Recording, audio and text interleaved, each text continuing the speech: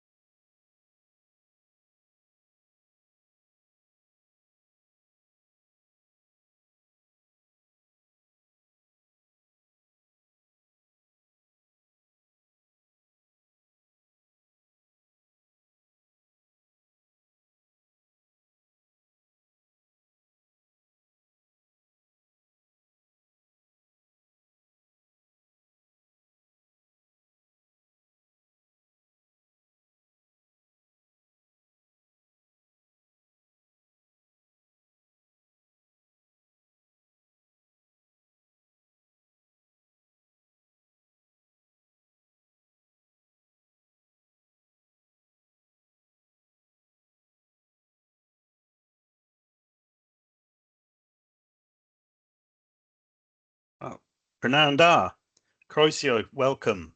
Thank you for joining today for what's the second of these sessions for local authorities and school sixth forms.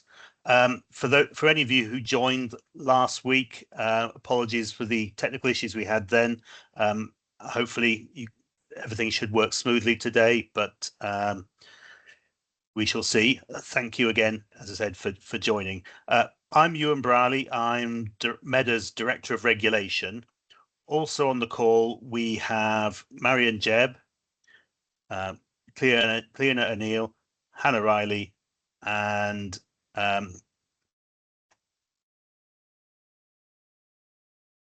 Rhys Davis and Sam Bowen. We will be recording this session. Okay, so the consultation is not just about us sharing our proposals with you. It's about shaping a system that works for learners, providers, and Wales as a whole.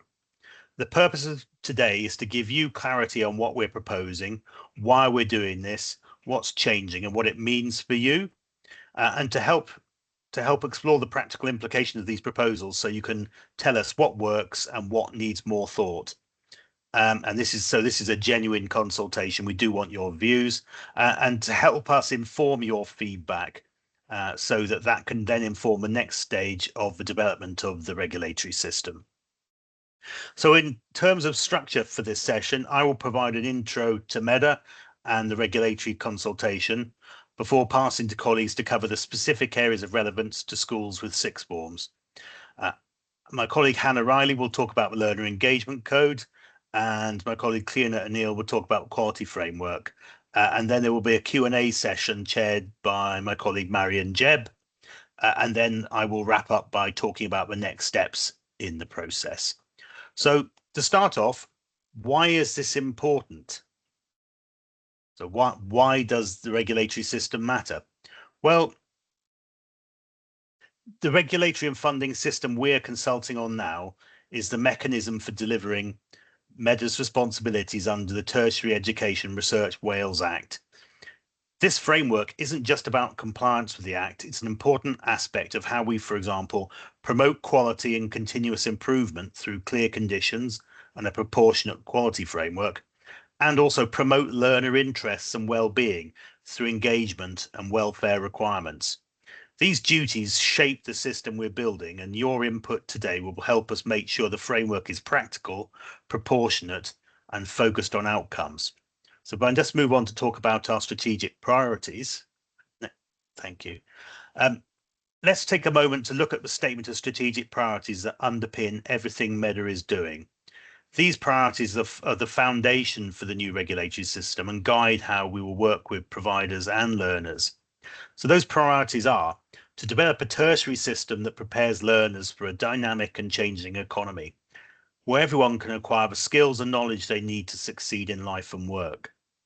To maintain and enhance the quality of the tertiary system, continuing and intensifying the work on widening participation and ensuring a more equitable and excellent system for all.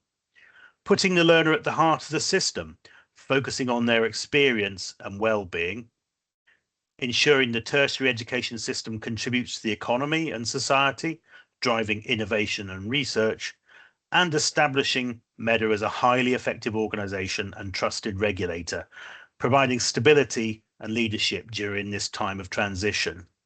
And when we talk about being a trusted regulator, what we really mean there is that you can have confidence in us as a regulator, that we're fair and proportionate, but also that we can give assurance to ministers, and ministers can rely on us in terms of how we oversee the sector.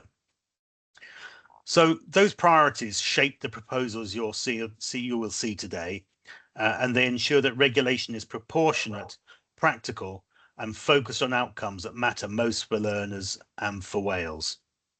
If I just move on to talk about Medr's vision for a second.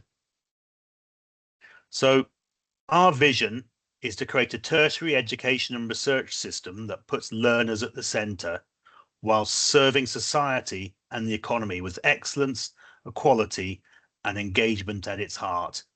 This means a system that is collaborative, flexible, and focused on outcomes, and that helps learners succeed and enables providers to innovate. This vision underpins the design of our new regulatory and funding framework, ensuring it is proportionate, practical, and aligned with these priorities. We move on now just to touch on Medr's strategic aims. Well, I think the key one in the centre there you can see is that we want Medr to be recognised as a trusted regulator and a highly effective organisation. But being trusted means clear, transparent processes, proportionate regulation, and consistent decision making. And I think you will hopefully see through the regulatory framework that we are being consistent across the sector. We want a system which works for the entirety of tertiary education, and whilst there are clearly some differences in the requirements that apply to school sixth forms, those conditions that do apply are the same as those which apply to universities, further education colleges, private apprenticeship providers, and so on. So we are trying to be, wherever we can, to be very consistent across the piece. Being trusted means working collaboratively with providers and respecting their autonomy while safeguarding learners. You know, we clearly recognise that schools have their own governing bodies, and that schools are also overseen by local authorities, which have their own elected representatives. So, you know, we are very conscious of that autonomy. Being trusted also means providing stability and leadership during a period of change, so that the tertiary sector can plan with confidence.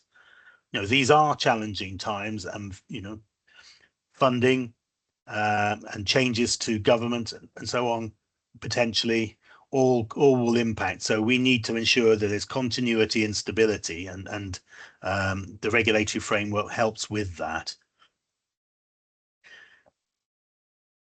So these principles are embedded in the new regulatory and funding framework, which is currently out for consultation, and that is designed to build trust through clarity, fairness, and partnership. And as we move through the consultation process, which ends on the 17th of December, those aims and priorities are always in mind with us.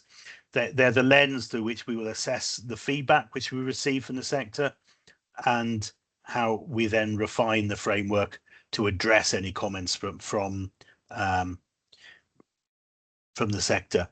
I mean, one thing I can say is that, you know, this is the second of two consultations, and we have clearly made a number of changes in response to the first phase consultation, which was between May and July. A lot of work went on the back of that to revise those documents which were part of that first consultation, and the comments we received in that first consultation have very clearly informed the documents which are currently out for consultation. So if I just move on to talk about the consultation documents themselves. So clearly, we have a consultation overview document, which you can find on our website, and that includes the questions. It also provides a link to the online survey, which is the way we would ideally like providers to respond to the consultation. And that's really because it allows us to collate them responses far more easily and pull it together. Given the tight timescale we're working to, that's really quite important. So that consultation document is then accompanied by a number of specific documents. I think the key one there is the regulatory framework. Now, you will have seen a partial version of the framework in the first consultation back, as I say, between May and July. This is the full regulatory framework, which includes the complete set of conditions of funding. And we will come on, obviously, to talk about not all of those conditions apply to school sixth forms, only a few of them do. So, but you can see the context that it sits in terms of the overall framework for the tertiary sector. In addition to the conditions, the regulatory framework actually includes a statement on our regulatory approach, which sets out the kind of regulator we want to be and our approach to monitoring compliance with the conditions. And that also includes how we might escalate then to intervention if something were to go really wrong. In addition to the regulatory framework, we have our quality framework document. And then we have our learner engagement code, and the learner engagement code is the first time this has been out for consultation. The quality framework was consulted on in the first phase consultation, and we have made significant changes to it on the back of that feedback from that consultation. But the learner engagement code, this is the first time you'll have seen it, and colleagues will say more about the code shortly. And in addition, we have our statement of intervention powers, which is a statutory document which we are required to produce. It's really sets out the powers we have were we to sort of formally intervene when something goes really very wrong. Hopefully it's something we never have to use, but it's there as a set of tools should we need it. And then finally, the last documents included in the pack for the consultation is a glossary of terms describing many of the terms which are used in the various documents, and that's really because it's become very clear that different parts of the tertiary sector sometimes use different terms to refer to things. So we wanted to be clear what we were actually saying. So we've got a set of terms there. It probably isn't exhaustive, and you may well find things which are not included in there, but that's something we may add to over time. And then there is a set of frequently asked questions covering some of the issues that we think providers will need to know. And again, that's almost certainly not exhaustive.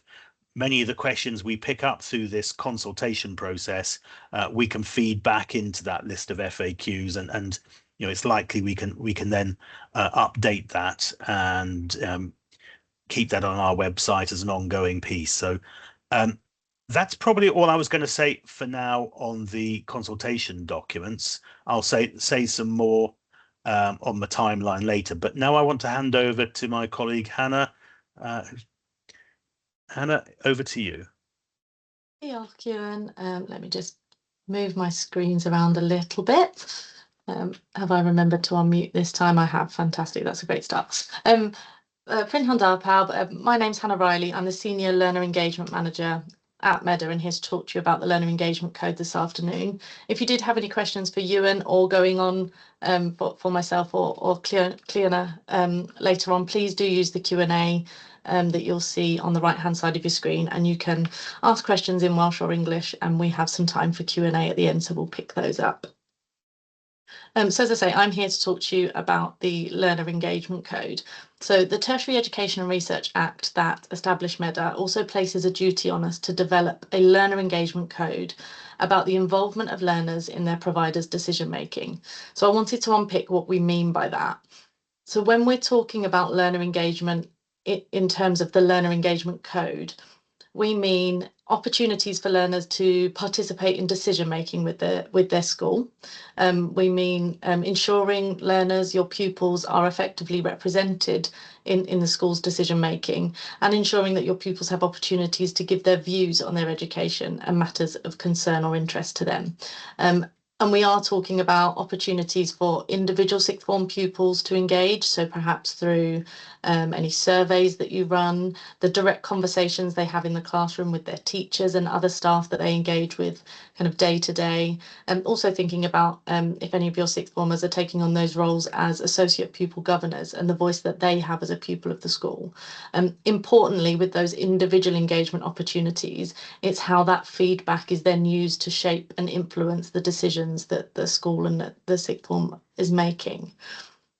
There's also, of course, collective engagement, perhaps through if you have a school council and you have sixth form members on that, or any learner representative roles, perhaps prefects or head pupils, who work with the school to share the views of their peers and to help the school to understand the learner feedback and to shape your decision making.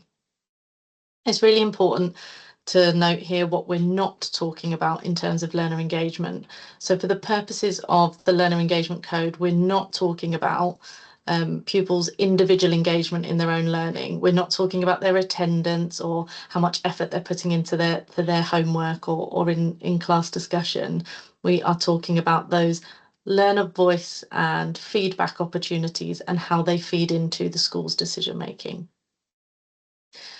Now, the Act gives a really broad definition of decision making. It talks about all decisions made by the school that are of concern or interest to learners. So within the code, we've tried to explain that a little bit more and make it a bit clearer for you. So we are talking about the decisions you're making within a school around quality. Perhaps you could be including pupils' feedback in your self-evaluation activity or any quality and continuous improvement planning that you're doing. Involving pupils in decisions about classroom and learning experience, decisions about estates and resources, so that could be digital and physical, perhaps thinking about spaces in your school buildings. Do the sixth formers have a common room or a social space, a quiet area? What decisions are made around those and how are the pupils involved? Also, if you're or when you're developing anti-bullying or anti-racism policies and activities, and how learners are able to shape the decisions and activities around those. Of course, learners will be engaged in different ways and at different points across a range of decisions. You won't be engaging them in every decision of the school because, of course, not all school decisions directly relate to your sixth form pupils. And there may also be decisions where it's not appropriate to engage learners. For example, if we're thinking about discussions and decisions about individual learners' well-being or behaviour or their academic performance, that wouldn't necessarily involve engagement of other learners. So hopefully that gives you a picture of what is included in the Learner Engagement Code and what isn't as well. The Learner Engagement Code will apply to all parts of the tertiary sector. For further education, higher education, apprenticeship and adult community learning providers, they must comply as part of their conditions of registration and funding with Medr. But for school sixth forms, the Act itself places a statutory duty on the governing body of the school to comply with the requirements of the code. But there is just one learner engagement code for the whole tertiary sector. So as I'm sure you can appreciate, that covers a broad range of learners, levels and methods of learning, and diverse mechanisms for engaging with learners in decision making. Therefore, the Learner Engagement Code is not prescriptive about practice. It's not prescriptive about the mechanisms for engagement and the ways that you're engaging pupils. Instead, it is principles-based. I wanted to talk to you a little bit more about that and how that covers kind of the whole tertiary sector. I will talk a bit more about the principles themselves in a moment, but kind of wanted to cover what else sits within the code and to give you an overview of what that looks like. As it is principles based, that means that you can work with your pupils to develop the most effective mechanisms of engagement for you. So perhaps in addition to your school council that you might have sixth form pupils on and those associate pupil governor roles, you might find that focus groups work particularly well with your sixth formers, or that you have a learner rep system per form group, or with reps leading on different aspects of school life. We're not going to tell you how you must do that and how you must engage your pupils in decision making, but the code does say that your engagement must follow the set of principles. They will be the requirements of the code that you must comply with. And as I said, we'll look at those in a little bit more detail in a moment. Each of the principles is then supported by guidance and information within the learner engagement code, and that's designed to help you consider it within your context and for your learners. So as I said before, the learner engagement code does apply to the whole tertiary sector. So what we've tried to do in that guidance and supporting information is to kind of give you some prompts to think about what it looks like in your setting. And as part of this consultation, we do want to know if there are other considerations that we can add into that guidance to help better reflect the sixth form approach and ways of engaging pupils in your decision making. And please do give us any examples in your consultation responses if you have any to share in that space. Similarly, we have included examples of practice to support the principles, and we've tried to draw those from across the sector. And we're also committed to, over time, as we start working with you more, once the code is live, we will build on those examples with real life case studies that we gather as effective practice from across the sector. But again, even at this point, if you've got some examples that you'd like to share with us to help the code to reflect what happens in school sixth forms, please do share those examples with us and let us know what you'd like to reflect from the sixth form sector. We've also added reflective questions for each of the principles. The aim of that is to support your evaluation of learner engagement. So not only is evaluated one of the principles of the code, you'll also need to be evaluating your learner engagement to demonstrate to us that it is impactful and that you comply with the code. And also, if you're evaluating your learner engagement, that helps you to drive its improvement. We've linked resources to the code, including good practice guidance, statutory guidance for different parts of the sector, and Medr guidance as well. Again, all of which we'll build on over time. For school sixth forms, we have linked the school council's regulations, and we will be including the recently updated school council's guidance in there as well. We have developed the learner engagement code collaboratively, drawing feedback and examples from across the whole sector. And as part of this consultation and going forward, we want to continue that work. So again, building on more examples and case studies and ways that we can reflect that what already happens in the sixth form sector in terms of learner voice, learner engagement, and how learners are shaping your decisions. And we also want to work together to establish the most effective way for us to monitor compliance with the code and for you to demonstrate that impact of learner engagement. And we'll talk about that a little bit more when I outline how we'll be monitoring compliance with the code. Okay, so let's have a look at the principles. I haven't included the full text here on the principles. You'll find those in Annex D of the consultation pack that Ewan was outlining a little bit earlier. But each principle does have a heading or a title, and that's what I've included on the slides, and we'll talk you through each of them to give a little bit more of a flavour of what they cover. So when we say that learner engagement should be embedded, what we mean is that learner engagement isn't a one-off opportunity. It should be something that's embedded in the school's decision-making practice for your sixth formers and also across their learning journey, so that there's kind of a culture of learner engagement across your decision making. Learners' feedback and engagement should be valued. It should be a valued part of that decision making process where learners are supported and encouraged to be involved, and also that everyone can understand the benefit of their involvement in your decision making. Learner engagement should be understood, so learners should be aware of how and where they can engage, and again, kind of what the benefits are of them doing that.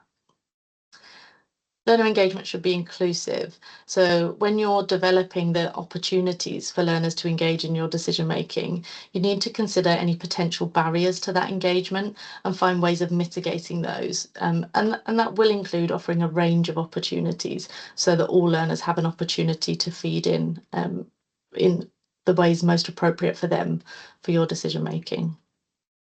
Learner engagement should be offered bilingually, so learners should have opportunities to engage in Welsh and English if they choose to. And there should also be opportunities for individual and collective engagement.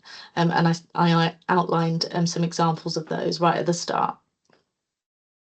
Learner engagement should be impactful. You've probably heard me say impact quite a lot. We're particularly interested in the impact of your learner engagement. And in terms of the principle, what we're looking for is that learner engagement isn't necessarily a transaction, it's part of a cycle. So when you receive feedback and kind of engagement from learners, you close that feedback loop so that your pupils know what happens with their feedback, and in many cases have opportunities to work with you to shape the projects or actions that are undertaken as a result of their feedback. Learner engagement should be resourced. So to embed learner engagement in your sixth forms requires resource, and that could be staff responsibility or time. It could be physical or online spaces for pupils to share feedback or to join in discussions.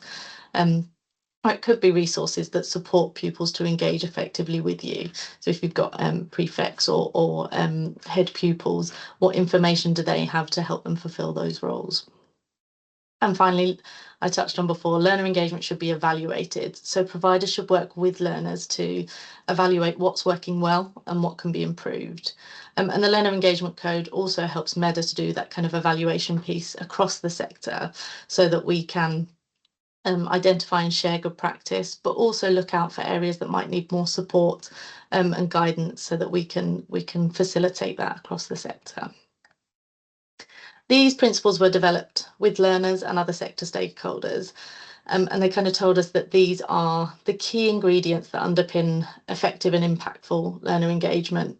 We also recognise that they're not necessarily new things. You're already doing lots of learner voice and engagement activities with your sixth formers, but what the Learner Engagement Code does is allows us to formalise that across the whole of the tertiary sector. To drive improvement in learner engagement practice, as I said, through opportunities to share effective practice and to offer further support in areas that might need a little bit more. So the compliance requirements of the Learner Engagement Code. To comply with the code, as I said earlier, there is a statutory duty on the governing body of school maintained sixth forms to comply with the code.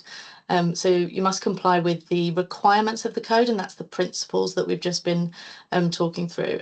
And when we say complying with the principles, we don't mean that we want to see evidence of individual compliance with each of those. We're looking for a holistic overview of kind of alignment with the principles. So your learner engagement in decision making aligns with those principles across your sixth form, kind of in that culture of learner engagement that we've touched on a little bit. And the other part of the compliance is to provide evidence. So what we want to see is the impact of your learner engagement. How have learners been able to shape decisions? How have they been able to influence the decisions that are being made in their sixth form? Or what decisions or actions have been made as a result of learner feedback? We'd also be really interested in what learners are telling you about their opportunities to engage. Do they think it's working well? What would they like to see more of, or what could be done differently? So the way we'll monitor those compliance requirements, so we've set out our proposed approach in the consultation documents. What we propose is that on an annual basis, we'll ask your governing body for assurance of compliance, accompanied by that evidence. And through this consultation and our discussions that we're having with you, we really want to see how that will work best for schools and for us, and also for the local authorities that support you. And I'm aware that we've got schools and local authorities in the room, so I'm really keen to hear all of your thoughts on this. We want to know if it's best for us to come directly to the school and to your governors to ask for that assurance annually, or if there is an effective method where we could do that through your local authorities to provide that compliance and that evidence. We're also interested in what evidence you may already have. Do you routinely capture and collate learner feedback and kind of how you've responded to it? And if so, is that in a format that you could share with us as evidence? Do you capture examples of engagement that you could share with us, and perhaps we could share more widely as examples as well? And also, do you ask your pupils for feedback? So if they've been involved in decision making through some of your representative roles or in opportunities to feed into an idea or a project, do you ask them for feedback on that experience? Wherever possible, where we're asking for evidence of your learner engagement, we would like it to be something that you already have, something that's already available to you to be able to share with us. In the background, we will also be looking at other information that we have access to, so not necessarily asking you for directly, and that will include looking at reports from Estin and information that they're able to share with us. Also, if we had any complaints to Medr that were relevant to learner engagement, that could be used as part of our picture of learner engagement within a school and the sector. And we'll also take opportunities to engage with schools, with staff, and also with pupils to understand what your learner engagement opportunities look like and what impact they're having on your learners and their experience. As I said at the start, please do continue to post comments and questions in the Q&A, and we've got some time at the end to pick those up. But that's actually the end of my my whistle-stop tour of the learner engagement code. I think for now I'm handing over to Cleona to talk about the quality framework. Thanks, Hannah. Yeah, this is just a brief overview of how the quality framework and so on will apply to schools with sixth forms. Hannah, next slide, please. Sorry, my screen's not playing ball. That's all right. There we go. I'm with you now. There we go. Yeah, essentially, there's only two elements of the regulatory framework that apply to sixth forms. That's the learner engagement code, which Hannah just covered, and then there's the quality and continuous improvement condition. And that one we will apply to local authorities because they're the parties that we fund. So we will seek any information on that via the local authorities rather than going directly to schools. Next slide, please. So the quality condition is that providers will have provision of good quality and will demonstrate that they engage with continuous improvement. It's supported by the quality framework, which sets out ways in which people can do this. So it's got a series of principles, which I won't read out, but they're all fairly practical and sensible things. And then there's a set of pillars, which I will go through one by one, but they include learner engagement, which is principally the learner engagement code. So that is essentially the key things there. Next slide, please. As demonstration learner engagement, we've obviously put in there about how we'll engage with schools directly regarding the learner engagement code. That will be the particular focus there. But in terms of engagement with the local authorities, it's really just for them to reflect on the impact at local authority level. And the learner protection plans don't apply to sixth forms, they're for the other parts of post-16 education. Next slide, please. Yeah, I won't read all these out, by the way, because that would be very torturous. But essentially, in terms of demonstration learner voice, providers need to make sure that they are engaging with learners and showing how they take account of learner voice. There is a link with the learner engagement code section. We're looking at seeking assurance from schools at sixth forms in terms of how we do this, but we're working our way through this and we're trying to sort of make this manageable in terms of how we monitor it. We'll be looking to get assurance that learners in schools at sixth forms are able to participate in things like surveys, which will be the learner voice survey, which is under development as well, and that'll come in a year or two's time. And again, in terms of the local authority, it's for them to reflect on the impact at local authority level, so what it means for the area as a whole. Next slide, please. Demonstrating engagement of the governing body. Again, for local authorities, it's about reflecting on the impact at local authority level. Local authorities will need to make sure that they are engaging their own board in looking at the oversight of quality of education. And then local authorities will probably want to seek assurance from schools at sixth forms that they are also engaging with this. Next slide, please. Demonstrate self-evaluation. We know that all schools and all local authorities have to do this. This is a statutory requirement on them, and it is the basis of EST inspection. So local authorities will want to assure themselves that schools are doing this. Again, I would expect they all would be. And then making sure that the local authority self-evaluation reflects on this at local authority level. So it's looking as to what those individual self-evaluations from each school actually mean in the context of the local authority's duty to tertiary education. Next slide, please. Demonstrating externality. One of the key things here is actively engaging with external quality assessment. So in other words, let Aston in, don't kick him out. So again, we don't see that as being much of a barrier or anything terribly different to what you do already, actually. Most of these things in the framework, it was really a synthesis of what is there across each part of the tertiary education sector. It's seeking opportunity to collaborate. That could be through things like ADU, any engagement through head teachers groups and so on and so forth. Local authorities will want to seek assurance from schools at sixth form that they are using benchmarking, ALPS and so on and so forth. And again, then for themselves to make sure that they're reflecting on this at local authority level to draw conclusions as to where there is good practice that can be shared and where there is improvement to be made. Next slide, please.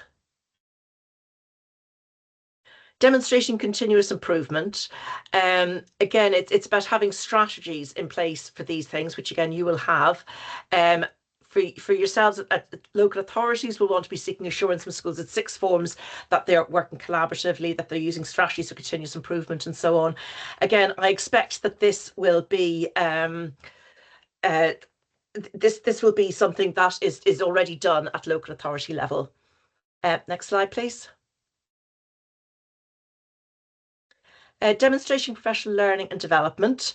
Again, local authorities will be wanting to seek assurance from schools with sixth forms that they are supporting staff to undertake opportunities to develop in professional learning and development, supporting sharing of practice and collaborative professional learning as appropriate, and ensuring that schools with sixth forms are providing opportunities and support for staff to enhance delivery of Welsh. Next slide, please. And then this is the final slide on professional learning. It's about sharing good practice. And again, it's looking at how that can be done at local authority level, making sure that schools are doing with this, looking at the impact across the local authority. But it's key to remember that Dusky has just been formed to look at professional learning at school level. And we're going to be liaising with them to make sure that we don't result in duplication, essentially, because we are focused on trying to reduce burden, etc. Next slide, please. So just a quick overview then of how we know the quality is good. We look at the outcomes of external quality assessment, which is QAA review and ESTN inspection. In terms of ESTN, that will be the inspection of schools with sixth forms, and it will also be the inspection of local authorities, education departments. We'll look at a range of data as set out here. Again, it's not looking at absolutes. Data will always trigger a conversation with us. We're expecting to look at that more at local authority level. We will do some analysis at school level, but I think our engagement in terms of the data will be at local authorities, that we understand what's going on. We do recognise the impact of things like rurality, deprivation, and so on and so forth on data. So just to reassure you, we're not looking at this at a very absolute level. It is very much about trying to share good practice and trying to address any issues that are arising. We also look at a range of information. That will be annual assurance returns, which will ask local authorities to provide any complaints that come into Medr, serious incidents that are reported, intelligence that we pick up, and then we do provide a risk assurance, which will be developing a piece across the whole of tertiary education, and there may be some aspects that we use from that to actually follow up with you. Next slide, please. And finally, I just thought it'd be helpful for you to understand our activity in this space. So we've been doing a lot of work to understand sixth form provision. So we're doing a lot of data analysis, and we're planning to publish something coherent that actually sets out the range of stuff that we publish and what we would expect you to be looking at. Obviously, you will have your own data that you collate and so on as well. Performance and planning reviews. We're looking at tertiary education, how it's delivered. We'll be looking at the range of subject provision and so on, and how that feeds into what we do. We're also looking at asking local authorities for their self-reflection on sixth form provision. We understand that some local authorities do this as part of their normal self-evaluation, and others it's less explicit, but we felt that in 2027, the March 2027 funding letter, that we will ask you for this, and that will help us really to understand our interpretation of data and so on versus what you see as the priorities, so we can actually reach common understanding of the priorities in each area. We're working with Eston. We got them to publish additional guidance on how they engage at sixth form inspections, because we felt there was a lack of clarity on that. We've also asked them to look at providing greater clarity on sixth form inspection reports. So, for example, at the moment they feel that they don't inspect sixth form provision in quite the same way as the rest of the school, because it's more specialist, but the things like leadership and management, learner wellbeing and so on, they should apply to sixth form in the same way as everyone else. So we're asking them to try and be clearer in their reporting as to the extent to which this reflects, even though the teaching observation isn't necessarily there. And we're sharing data with Eston to try and reduce burden and reduce duplication of effort. We've also asked Eston to give us an advice document. They did this on the basis of link inspector visits, which they carried out over the last 6 months or so. And we have found that helpful. And really what we're trying to understand from that is where there's a need for us to do more work and where there are any gaps in assurance. And then finally, supporting local authority for and sixth forms. We've done a framework for sixth form reorganisation proposals. This is very much, it's a supportive document. It's really meant to guide any local authorities that wish to restructure their sixth form provision in the various elements that they need to consider, types of data, accessibility, and so on and so forth. We're obviously running these specific workshops because we recognise that the application of the framework is very different in local authorities and sixth forms compared to other parts of the sector. And then we're also happy to produce tailored advice and guidance, but we would just need you to give us a heads up as to where you felt there was a need. So that was it from me. I shall pass back to Marion. Thank you, Cleo. So we've got some time for questions, comments. We haven't had very many so far, so if you do have any questions, thoughts, suggestions on the presentation or anything in the consultation, please do go ahead and post them now, and we will do our best to answer them. We do have one question for Hannah about the learner engagement code, about whether English medium schools are expected to offer bilingual engagement. Hannah, can you just unpack that a little bit more for us? Yeah, so with all of the principles, they are focused on the learner's needs. So for English medium schools, it would be about understanding your learners' needs and your learners' preferences. So being able to offer opportunities for learners to feed in the language of their choice would kind of be that kind of bilingual aspect of the principle. But if you didn't have any learners that wanted to feed in through Welsh, then that opportunity is not there. But we would expect to see kind of that understanding and that working with your learners across all of the principles to understand how they can most effectively engage with you and overcome any barriers to their engagement that could include their language of choice. We've got a question from Julian about engagement and how feedback from learners up to Medr should be working. Should we have a hierarchy of national representation. I'll say a little bit about that, and Hannah, if you think I've missed anything, please chip in as well. So yeah, absolutely, 100%, Julian. This is something that our team is also actively working on at the moment. So we've got a commitment in Medr's strategic and operational plans to develop what's called in the plans a learner voice forum. The reality is a little bit messier than that. So our team is doing some work at the moment to establish structures that Medr itself can use to engage and consult directly with learners. So where we are developing policies, where we're doing research, evaluative work, and so on. So we've got various pilot activity going on in that area at the moment. In fact, Hannah, I know you met with a group of sixth formers last week as part of this. So yes, we are doing that. We do have a commitment that Medr will model the same types of behaviour that we're expecting from our providers, and that we will have direct engagement with learners. I think there's probably some more work for us to do to look at how we make those structures sustainable. It's quite complex because of the range of learners and settings that are under Medr's remit, so it's definitely not a one-size-fits-all approach. We've got such a diversity of types of learner and types of providers, so it's probably not necessarily a straightforward hierarchy, but it's more of a patchwork. We're piecing together some structures and arrangements that might look different for different groups of learners and different sectors.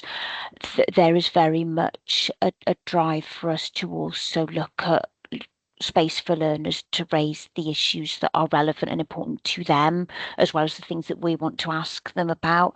That's quite challenging because some of the things that tend to be uppermost in learners' minds are things to do with finances and transport and some of those practical issues, which are obviously massively important and compelling, but they're not necessarily all things that are directly within Medr's control or influence.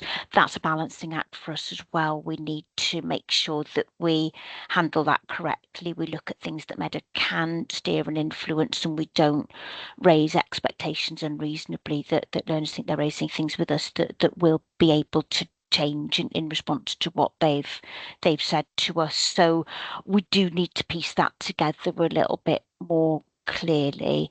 I do want to just comment on the idea that we're looking at form filling here. We're really trying not to with the learner engagement code. What we're attempting to do is really get a little bit beneath the surface of that and look more at that rich evidence of, as Hannah's talked about, what the impact of learner engagement is. So we're less interested in the mechanics, the processes. We're interested in the actual evidence and those examples of how and where learner engagement has impacted on decision making. So yeah, we do recognise that we've got quite a bit more work to do ourselves in this area, but it is absolutely something that we are actively working on at the moment. Hoping in the spring, as we start to do our next annual report, we'll be able to evaluate that and start to look at how we can build on some of the pilot learner engagement activity we're doing ourselves at the moment, linked to the regulatory process. Hannah, is there anything more you'd want to add on that particular point?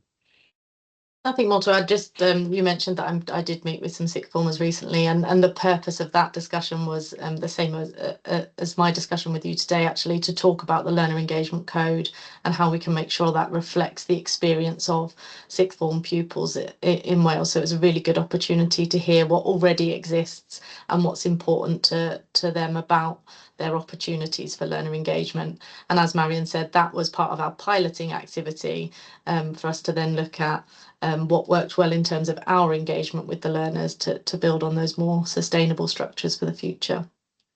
Thanks, Hannah. A question about compliance monitoring. How will Medr gather the evidence to demonstrate compliance with learner engagement? Will that be an annual pro forma? Short answer is yes, it will. But Hannah, will you just talk through that a little bit more, what our current thinking is? Yeah, as you say, short answer, yes, in terms of some kind of annual assurance to us that your governing body says you are complying as a school with the requirements of the code, so aligning with those principles.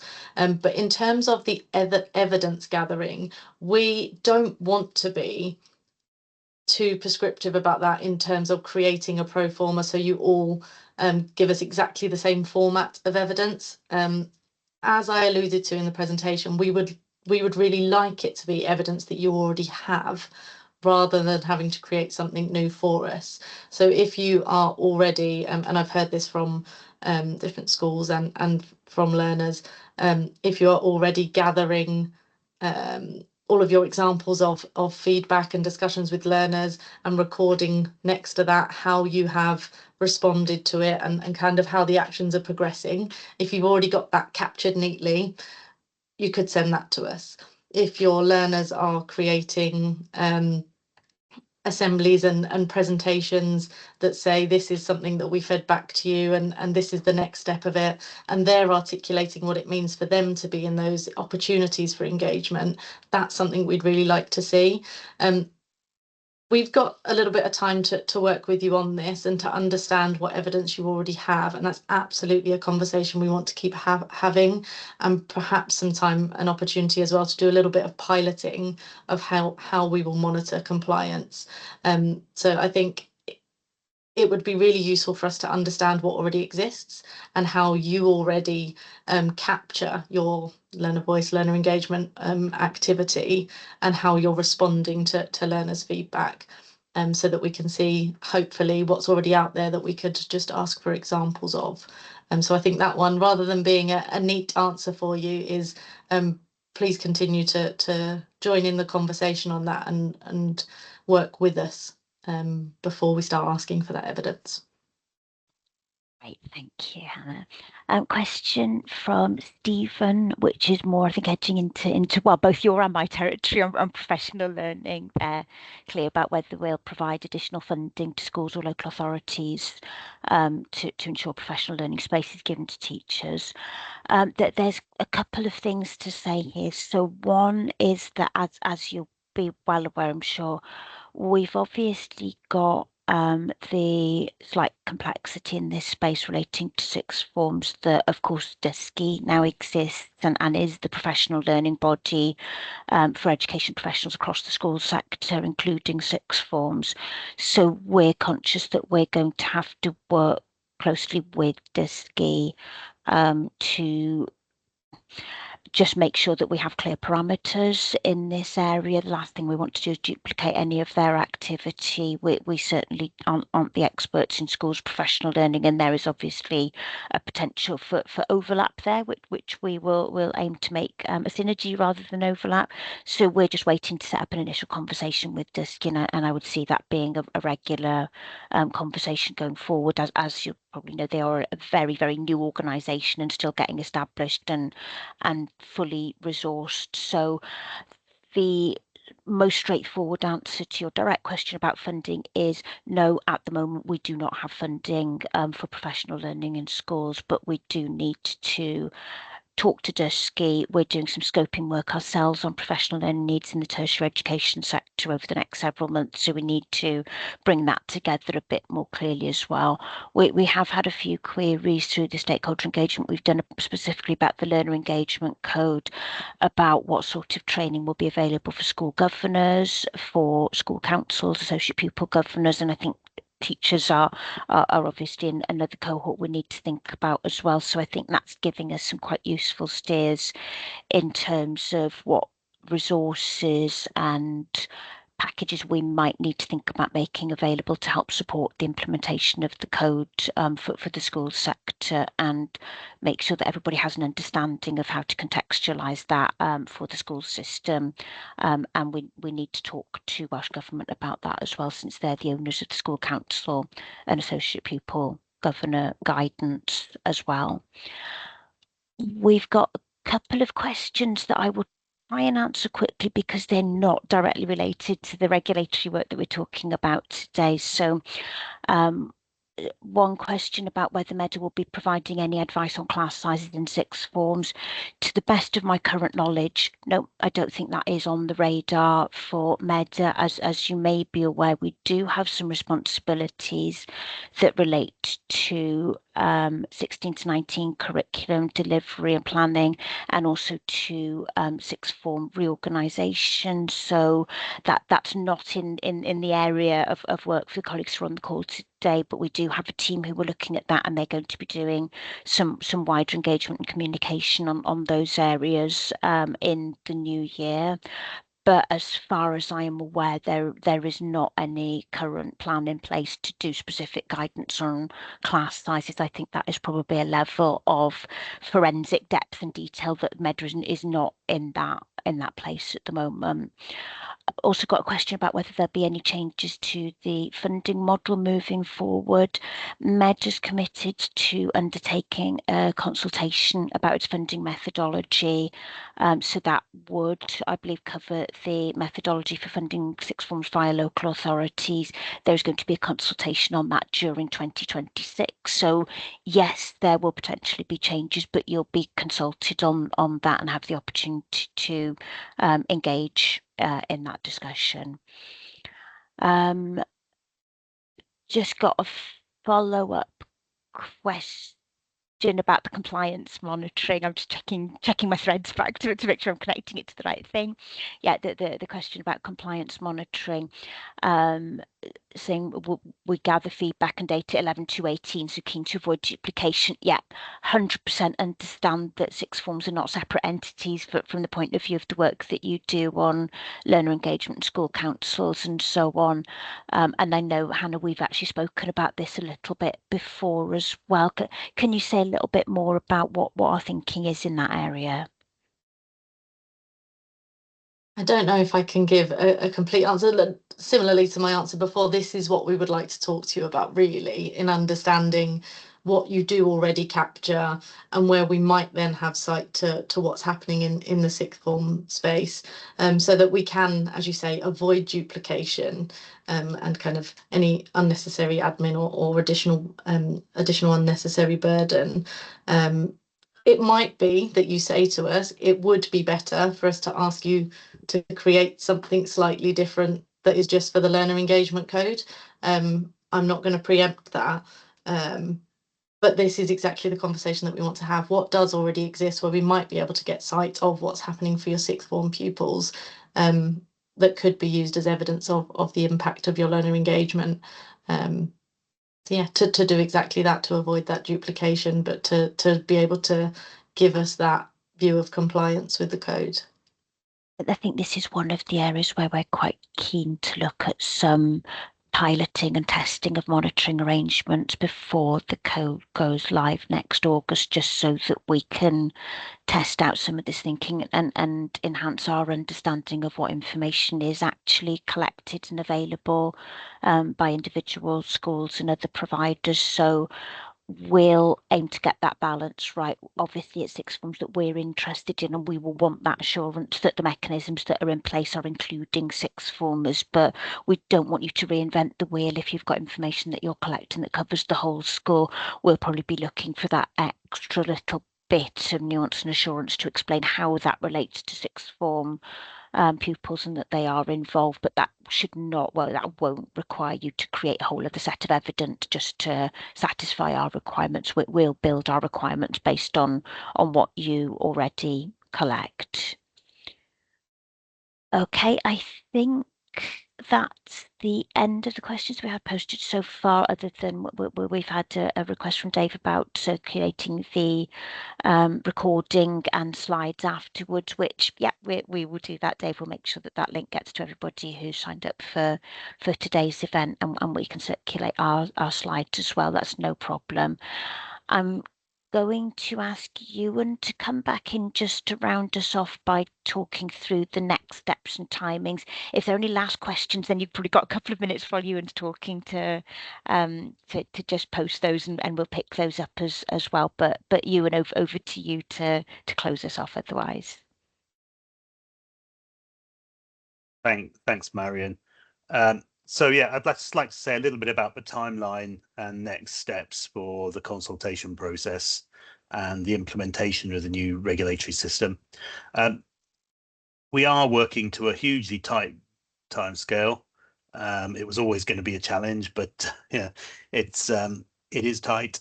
So the consultation, which we've currently got open, runs till the 17th of December, as I previously mentioned. This is the last chance to have a say on the new regulatory system.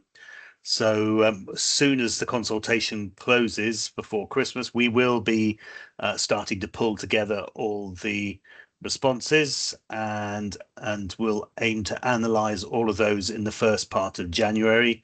We will need to make changes on the back of the feedback we've had from the sector. We will need to make those changes really by sort of mid-February time, I would say, with a view to getting final sign-off of the new regulatory system by Medr's board in March.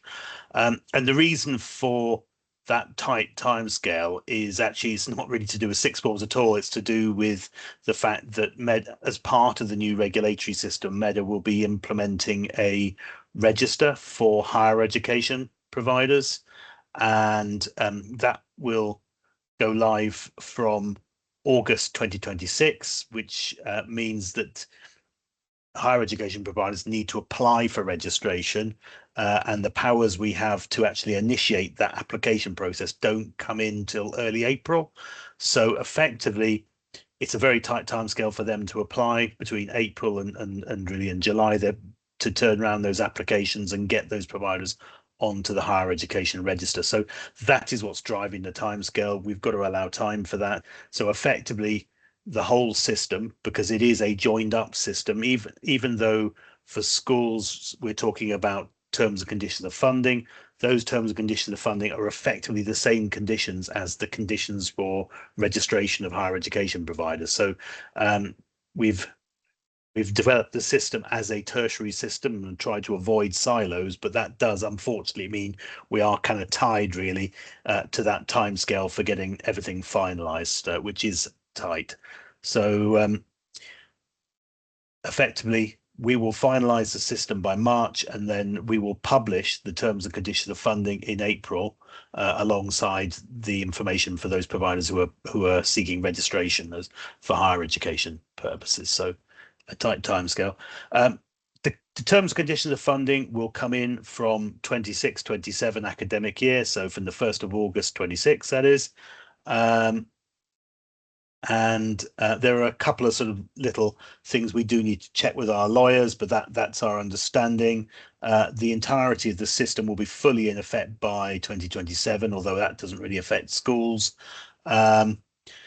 But what I would say is, in terms of monitoring, I mean, if colleagues have talked about the annual assurance returns, the first return we'll be seeking will be in late 2027. So there's a bit of time to sort out the practicalities of that. And I know, as colleagues said, we'd want to work with you to talk about, how these things practically work on the ground and the kind of information which you hold already. So we are looking to not make this a burdensome process. We want it to kind of be fairly smooth for yourselves, as well as providing the assurance we need to be able to operate the system. So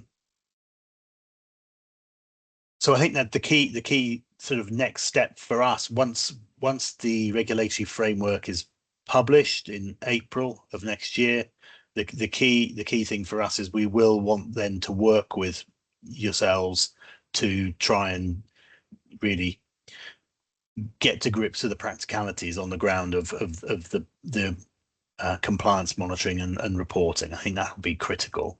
So your kind of help with that, I think, will be very much appreciated going forward. And as I said, we want to get to a position where we've got a kind of a proportionate approach that does what we need it to do, but without overburdening yourselves. And we certainly don't want you to reinvent the wheel if you've already got information you're collecting. So it's about using existing information as much as possible. I don't know if my colleagues have got any other points they wanted to raise, but that's probably all I was going to say. Just open it up for a second to see if my colleagues got anything else they wanted to mention.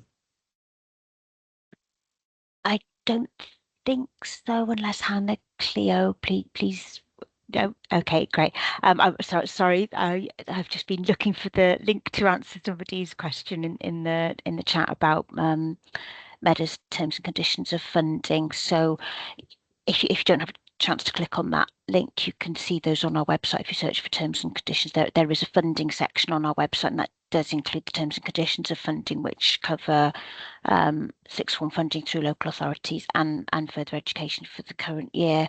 We've also been asked for something I should have thought to post at the very beginning of the event, which is a link to the actual consultation we've been discussing. So I've put a link to that as well if you need it. If you go to our website, which is www.medr.cymru, and look at our publications, that the consultation paper was published on the 22nd of October. So if you scroll back a bit, then you should find it there as well.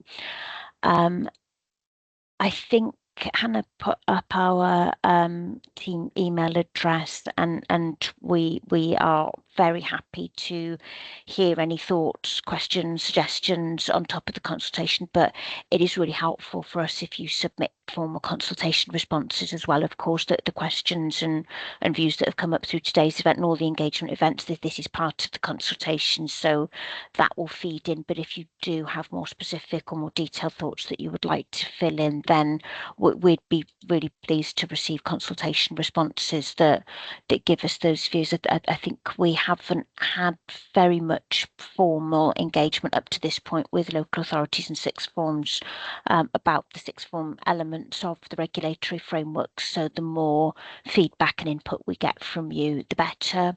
As you explained the timeline there, but there is another couple of weeks before that consultation closes. So please do go ahead and share your thoughts and feedback with us. And I think we're particularly interested in hearing anybody who wants to be involved in any piloting and engagement activity that we have. But otherwise, I think that's us for today. So thank you very much for your time. Apologies for making it over lunchtime, but I hope you all got to eat your lunch in the background. Hope you found it helpful, and look forward to engaging with you in the future as we develop this work. Marion, just before we go, can I Of just course. confirm we're going to be publishing this on YouTube? Is that right? Yes, we are. Yeah, We'll publish the video on YouTube, and we'll send a link to that and the slides to those who signed up to attend today. Brilliant. Thanks Thank very you much, so much. everybody. Have a good day.